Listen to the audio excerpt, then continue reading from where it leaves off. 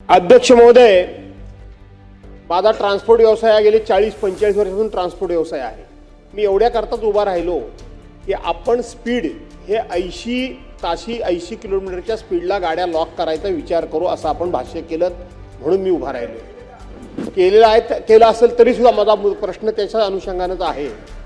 मुळामध्ये गाड्या 220 स्पीड पर्यंतच्या गाड्यांचं एकंदरीत ते मेकिंग असतं, त्या बनवलेल्या असतात। तुम्ही 80च्या स्पीडला गाडी लॉक केलीत, पूर्वी 60च्या स्पीडला गाडी लॉक करायची होती।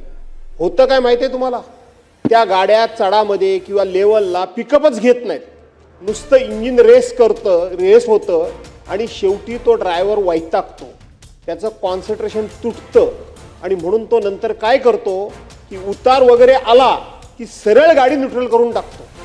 गाडी न्यूट्रल झाली की एवढं स्पीड पकडते गाडी, कारण त्याला टायमिंग त्या ठिकाणी पिकअप करायचं असतं, टायमिंग मेकअप करायचं असतं, त्या टायमिंगला पोचायचं असतं।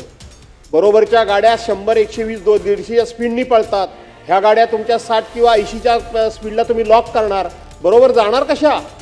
मागून येणाऱ्या गाड्या सुद्धा घाटाबिटामध्ये किती गाड्या पाठीमागे अडकून पडतात आणि रस्ता पूर्णपणे ट्रॅफिक जाम होतं आणि मग लोक आडव्या तिडव्या गाड्या घालून रस्ता जाम करतात। हा माझा अनुभव आहे आणि म्हणून हे लॉक करण्याचा विचार हा डोक्यातून काढून टाका। त्याच्याऐवजी दुसरं आता जयवंतरावांनी वगैरे काही ज्या सूचना केल्या त्या अंमलात आणा, परंतु गाड्या लॉक करून फायदा काही होत नाही। इंजिनला रेस इंजिन होतं, इंधन जास्त लागतं, ड्रायव्हर कंटाळतात आणि उलटं नुकसान तुमचंच होतं, मोठ्या गेअरमध्ये गाडी चालवायला लागते। याचा विचार कराल का?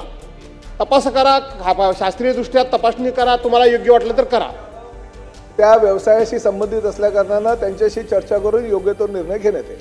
लक्षवेधी क्रमांक 3